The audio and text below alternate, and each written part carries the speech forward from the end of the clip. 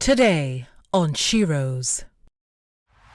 What do they know about you? Yeah. Such a big woman. Is it- such broad tentacles. You Yes, know what I mean? yeah. But what do they know about you? So what have you told them, Nuong, So- about you?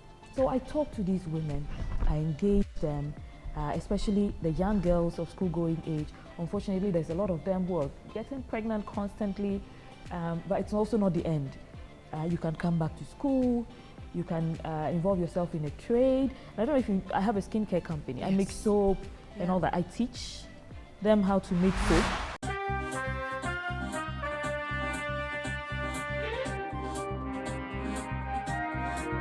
You have to come for it.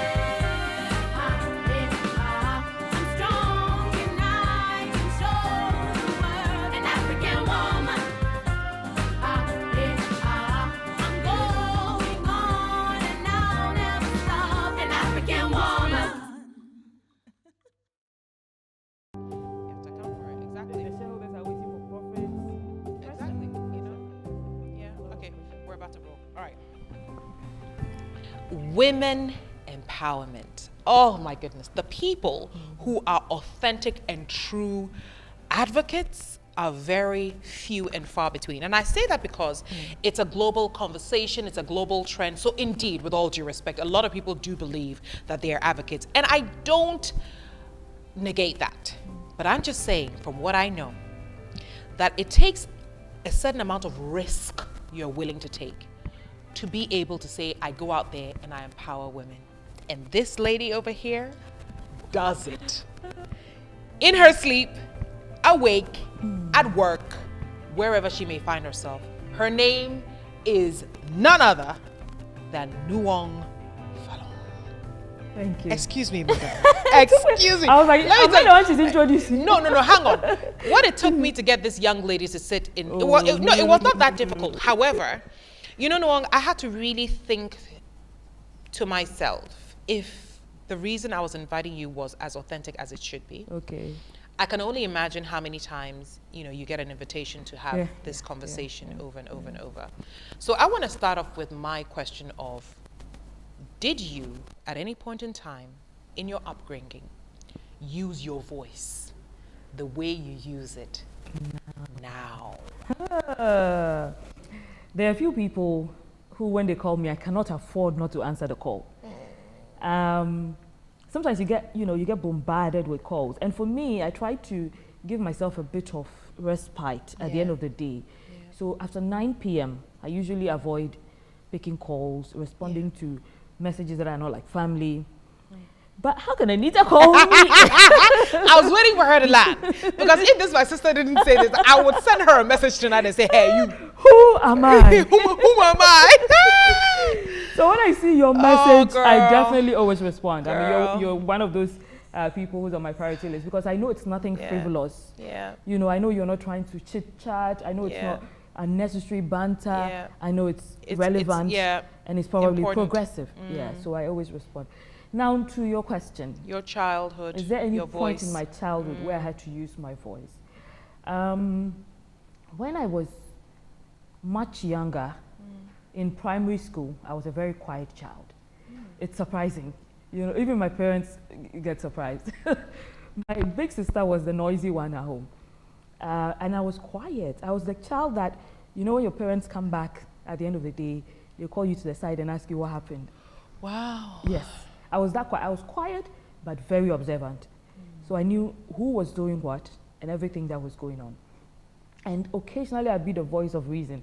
Oh, let's not do this because it's wrong. I was quite a model child. I think I started changing. I think that early stage was not really me because we also had a lot of troubles at home with domestic issues, family issues, which I think made me quarrel a bit. My mother wasn't around often. I think it affected me more than I let on. Yeah. And as I grew up, I became more assertive, more vocal.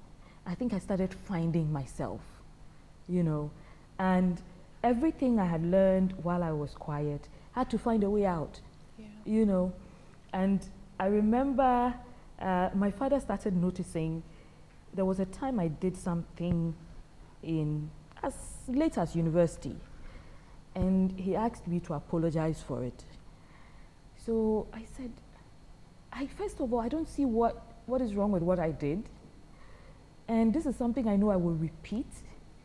So if I apologize, does it really make sense? Because I'm going to repeat it again anyway. So I started pretty late, maybe a late bloomer, but it just came out. I should, however, mention that I have taken a lot of my mom's characteristics. People talk about gender and the things I do in gender, and they ask, did you get any special training to become a gender advocate? Or when did it start? I said, it started really early, because I have seen my mother do so many things, stand up for herself in so many ways. My mother had my sister and I before she went back to school. When she had the two of us, she didn't even have a diploma. She had to go back to school, get her diploma, go back for degree, go back for masters. So I saw her push, life pushed her and she pushed back. And I watched all of that. And I knew that I would have to stand up for myself at a point. And I also realized that as a woman, you have to add value to yourself to be able to stand up for yourself. And there were also times when my mom, when we're in the Upper West region for a few years, she was a gender desk officer for there's a Nadoli Kaleo district. Yeah. I'm not sure if you know that. It's in the Upper West region. I haven't heard of it. Mm-hmm.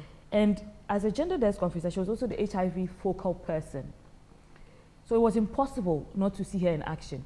I mean, when I go to a village, they call me Gender's daughter. So they were calling my mother Gender. The whole, area, they call my mother Gender. And it surprises me because my mother says she did not even bite half as much as I do. So if they were calling her Gender, they can't What would they call you? It must be Gender's fire. I suppose. But all through that time, I saw the need, that women had to deal with. Sometimes we're on social media and shouting, and I tell my friends, if you and I have struggles, do you know what the girl in the village is going through? She has no voice, she has no one to tell. Some of them do not even know that something is being done wrong against them. Yeah. Where do they start from? You see, so you and I are fighting, but what is the point of our liberation if it does not have a ripple effect down to the grassroots? Speak it. I went for an event in Kenya one time, and this was a meeting of the gender ministers of West Africa. And we had to write a paper before they would come in because we had to highlight the issues.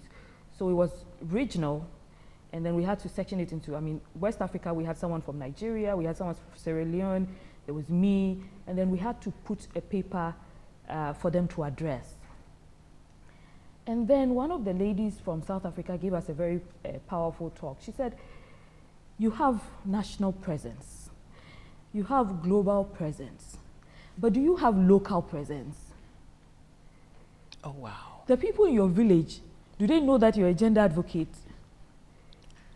When you go, I come from Laura in the Upper West region. Even after Laura, there's a sub-village called Elmore. And so I sat down and I asked myself, do people in Laura recognize me as a gender advocate? And I'm in Accra making noise, So I came back and I said, I need local impact. I don't care that the Commonwealth Foundation sends me emails and says, come for this event, send us your submissions for this, organize this event. What do the people of Laura think about me? What do they know about me? Have they been touched by my work? And there was a time I went for my grandmother's funeral. This was 2 years ago in July. When we're coming back, I was sitting, looking through the window. There was an old woman, much elderly. She was naked. She had a few leaves around her. She had painted herself. And I was so confused, what is going on? And she was walking along the street. So I asked one of my aunties, and she explained, and I found out eventually that this was part of some widowhood rights. And I said, it's 2019. So I thought about it so hard. I said, we are so privileged. So she's walking on a street Yes. as part of really a tradition that She has no control over. she has no control over. She dares not speak up against it. She just submits herself to the process. My mother-in-law says this, I'm doing it. My in-laws say I have to do this and that. I'm doing it, I'm a woman. How dare you not do it? They'll probably even call you a witch. Maybe you killed him. Yeah. That's why you don't want to do it. And it's just some flimsy, and for some reason, these rights are always dehumanizing. These rights always have a way of stripping you of all dignity. Which man have they done that to, Anita? Which man in the village have they done that to? And I come from a culture where the men are very assertive, you know. And there was a time I wrote a poem I titled "The Dry Season in Ermo." And my father asked me, how did you come up with this? I'll send it to you when this is over. And I said, I went to the village one time, and on our drive back, and what my father used to do was, we used to travel in, he had this green Nissan Patrol, those old ones. Those old green Nissan Patrols. So that's what we used to go to the village with. So it was always a road trip. And imagine from Accra to the Upper West, and you have so much to talk about, so much to see, so much time to think, and then I'll do a lot of writing. And in this poem, when you go to my village, the men are head of house, as you find everywhere. But the women are going to the farm. They are the ones in charge of the farm. They are farming, they are planting, they are harvesting, they are processing, they are going to the market with the process. Everything. They are doing everything. You find a man who maybe he has 3 wives. All the wives are independent. They are anchoring the home because he is basically a non-existent figure. It's just a figurehead. Okay, it's not like he's doing anything special for them. He just has his name over their heads. This is, this is our landlord, that's it. But you see these women are struggling. Some of them are doing a lot of commercial activities. They are having children, seeing their children through school, paying their children's fees, doing all sorts of things for their children. In the evening, when the sun is setting, you see a lot of men. There's always a big tree. They'll sit in a circle. Their wives are bringing them food. They are drinking pito. They are chattering. What exactly is the role? You know, so at the base of it, it might look like men are in control. But women, they are running the show. They are doing everything. So why should our voices not be heard? I'm intrigued particularly about the question of, I mean, travel around the world. What are the girls in your hometown? What do they know? What do they know about you? Yeah. Such a big woman. such broad tentacles. Yes. You know what I mean? Yes.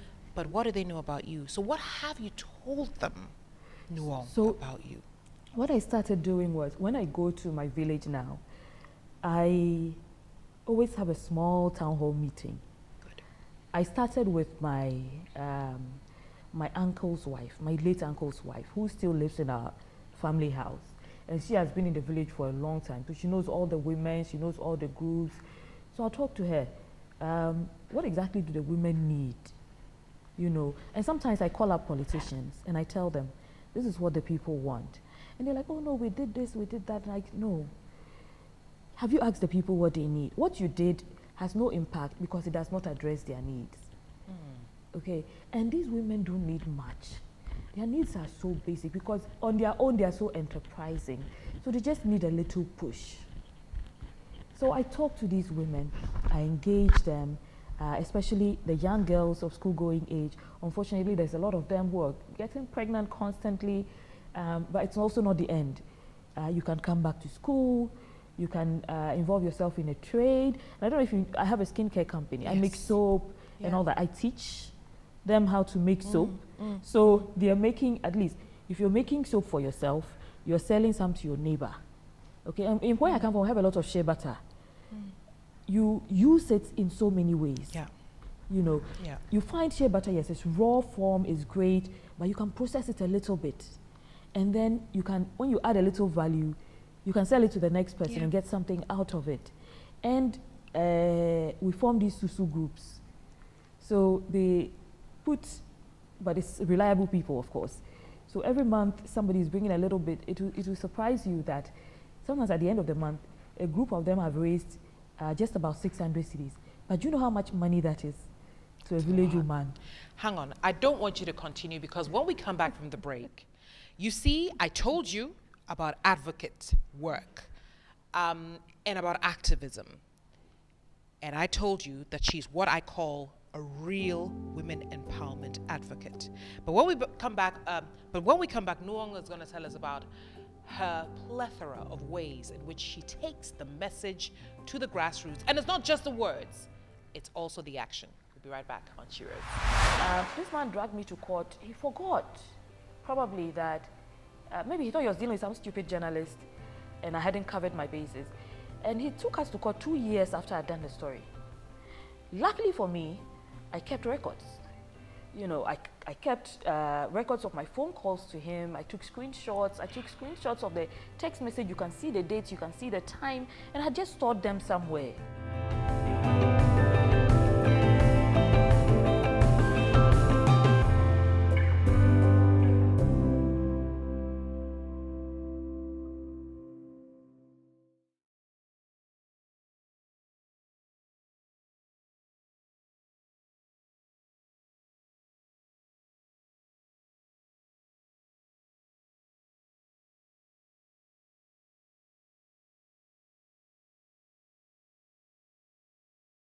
Previously on Sheroes. If you and I have struggles, do you know what the girl in the village is going through? She has no voice, she has no one to tell. Some of them do not even know that something is being done wrong against them. Yeah. Where do they start from? You see, so you and I are fighting, but what is the point of our liberation if it does not have a ripple effect down to the grassroots? Nuong, I'm intrigued by the fact that everybody knows you as this well-traveled, powerfully well-spoken, extraordinary journalist. I like the look on your face. It is totally you and more. But you are breaking down your activism or your advocacy work and taking it to the grassroots. Describe a little bit more about your skincare line. And what does it mean to you now? What has it become? The last time I spoke about my being in business, what I said was that it brings together all of the experiences I've had in life, which is surprising, right? Yeah. Somebody wonder, how are you doing skincare?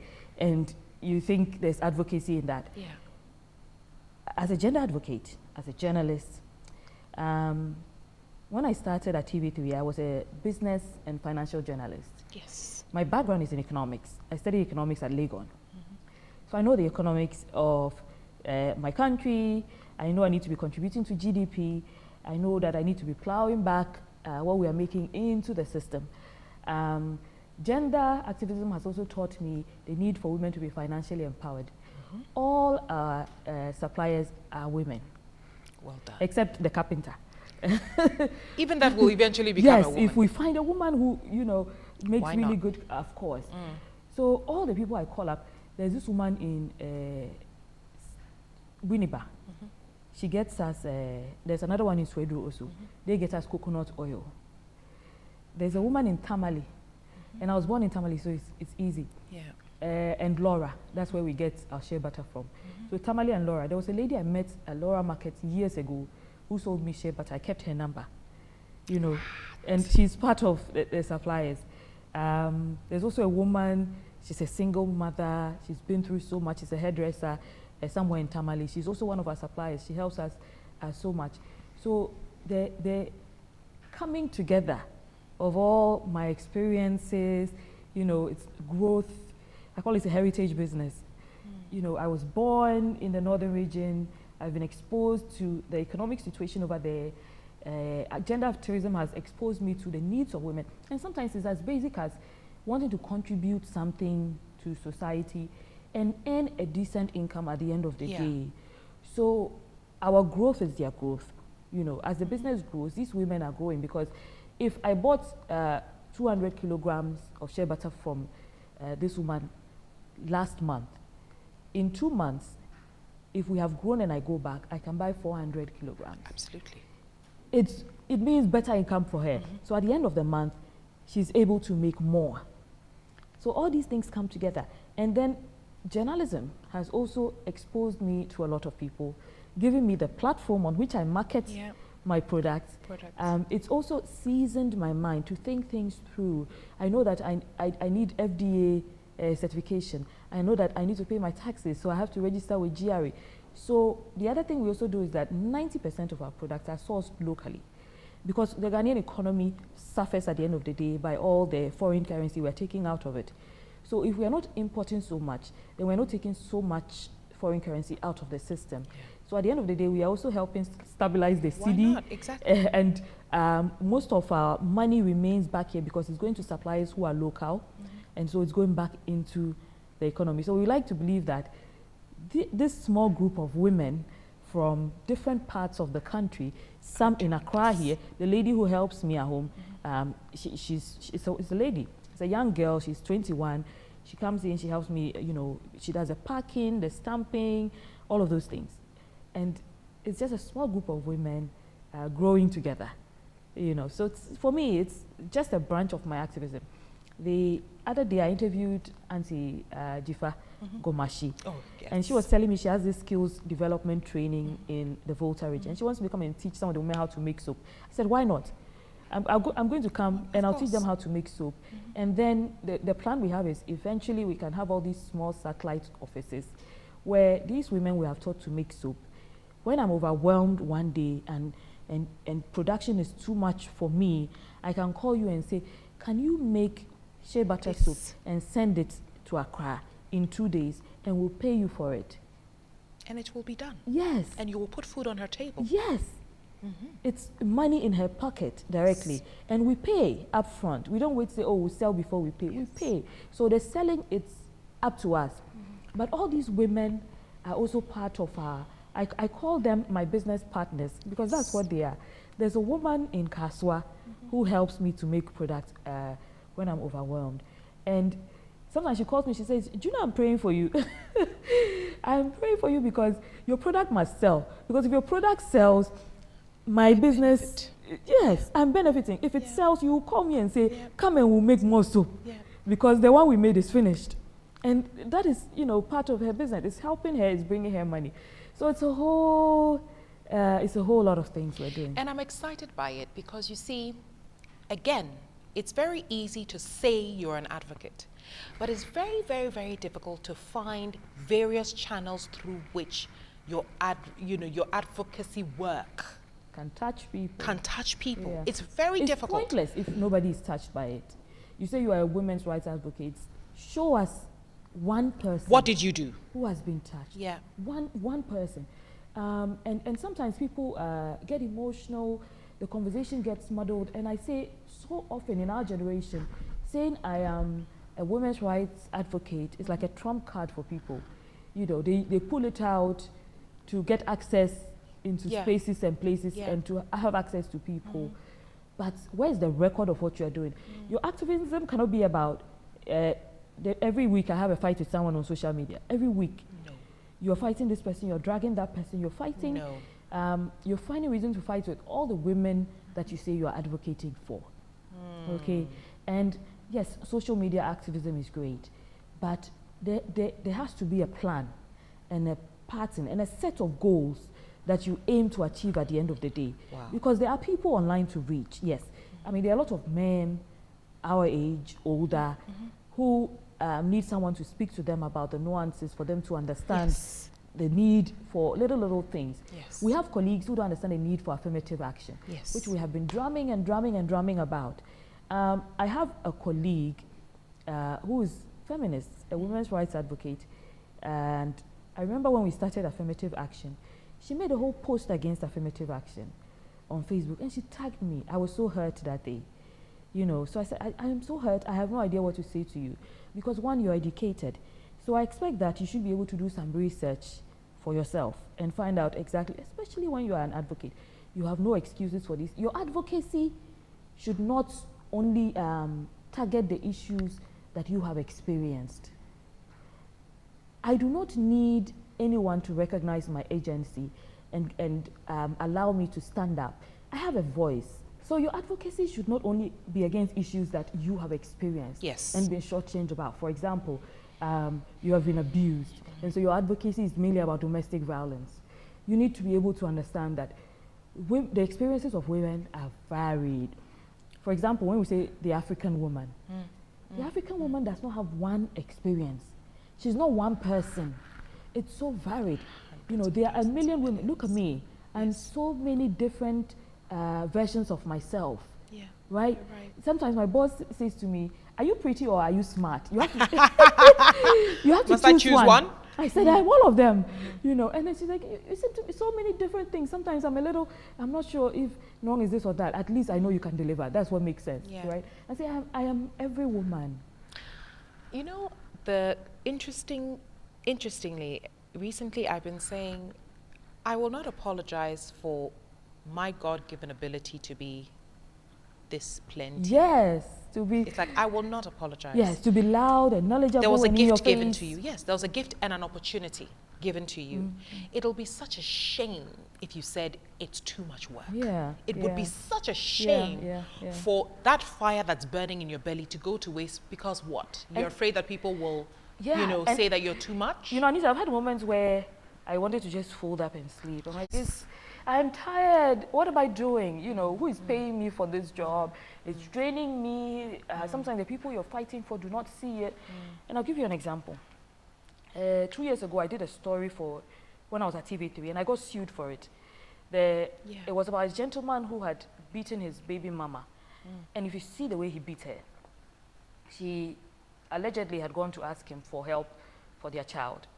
And she confronted him when he was with his wife outside, because she said all attempts to reach him were not possible. So she confronted him in public.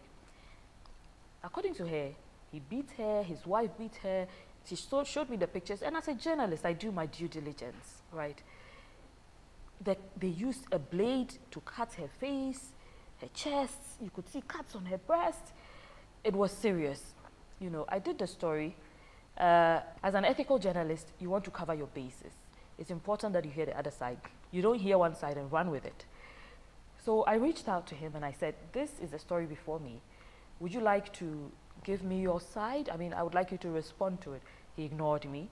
I called him many times. He ignored it. And I went ahead with the story. Okay. Now, this man dragged me to court. He forgot probably that maybe he thought he was dealing with some stupid journalist and I hadn't covered my bases. And he took us to court 2 years after I'd done the story. Luckily for me, I kept records. I kept records of my phone calls to him. I took screenshots. Of the text message. You can see the dates, you can see the time, and I just stored them somewhere, And I kept records of even asking, even when she came to me and said, my child's father, I said, what shows is your child's father? And she showed me a video of him naming their child, a whole naming ceremony with his family, only for him to come back and say, I defamed him. The child is not his. He didn't do this. He didn't do that. I remember when we're still in court with that issue, someone else called me about a rape case in Cape Coast. And I said, you know what? I'm tempted to just avoid this story because I'm tired, and yes, you might take me to court and I'll win, but I have to pay for legal expenses. I have to get a lawyer. I have to, they will summon me to court on days that I'm at work. I have to leave work and go to court. And let me go to court for my own fault. Let me go to court for something that relates to, not for people. Wow. And so sometimes you're just thinking about it and it's a lot. Oh, it's a lot of work. But you have signed a social contract. I was just about to say. But it's also fulfilling because at the end of the day, you, Nuong, change people's lives. Yeah. Even more than sometimes I'm sure you bargained for. Yes. because you start and then the thing gets bigger and bigger, but you can't back out because you've started. You know, one evening I was coming home from the office. It was raining. It was flooded. This was around Opebia. The place was flooded, and all the cars were trying to find different ways to, you know, because when the water gets above a certain level, this girl was inside the rain. She was not wearing slippers. She was carrying a little pan. She was selling bukina. You know that local drink they call bukina. She was selling pure water. Yeah. In the rain. And, you know, I wanted to stop, but it was so a bit dangerous also for me. So I went home, and then I was talking to a friend about it. And he said, why don't you go back and look for this girl? Because I kept talking about it. So I went back to that spot. I said, I saw a pregnant woman here selling in the rain yesterday. I described her. Everybody knew her. Halima too. So I asked them to find Halima. They found her. She said, oh, she was pregnant. The baby's father had ignored her. He was somewhere in Kumasi. She came to her auntie here. Long story, you know, at the end, long and short of it, we always need help. All of us need help. So I went to social media. Luckily for me, I have some goodwill. So I went to social media, presented the issue, and so many women came together to help get her off the street, put together money. She started selling beans. She wanted to sell beans and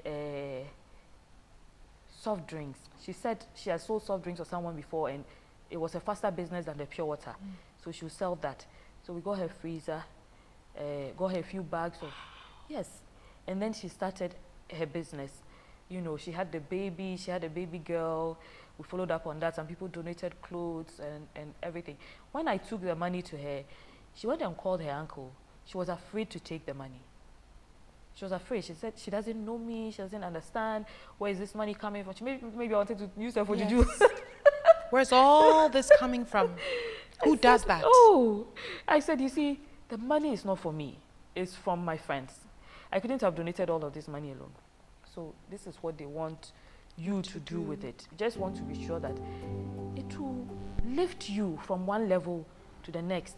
When you lift her from one level to the next, this might sound cliche, but her daughter will also have a better chance. You will start a whole new different cycle for her. Yeah. After the break, we'll wrap it up. We'll be back.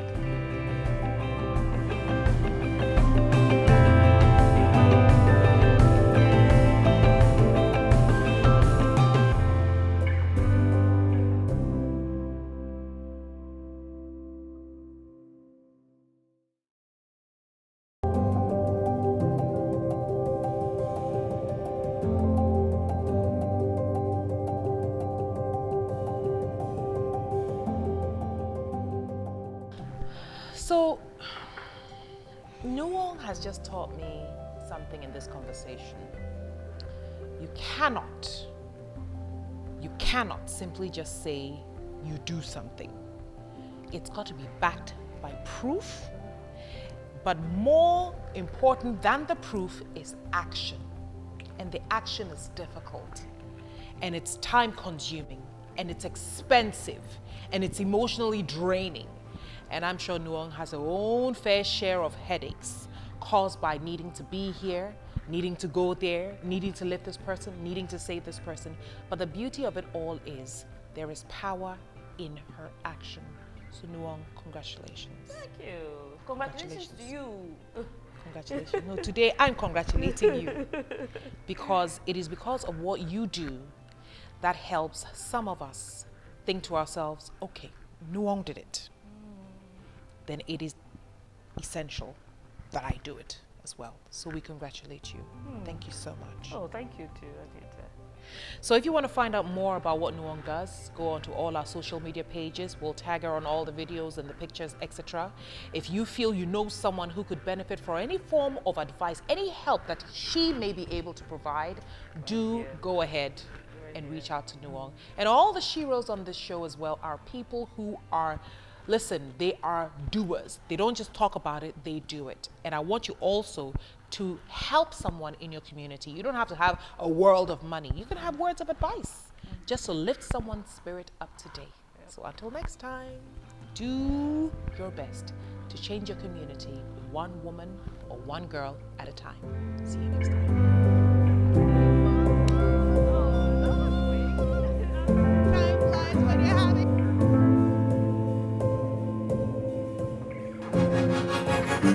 It's a boss lady thing.